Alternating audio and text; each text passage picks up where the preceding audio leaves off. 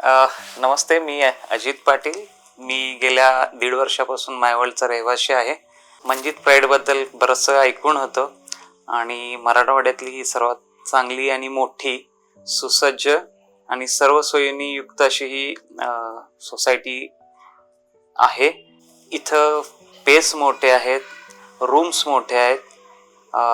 त्याच्यानंतर जे podium गार्डनचे view आहेत किंवा मोठं गार्डन असेल, कॉमन अम्युनिटीज असतील, ह्या सगळ्या गोष्टी उत्कृष्ट दर्जाच्या आहेत.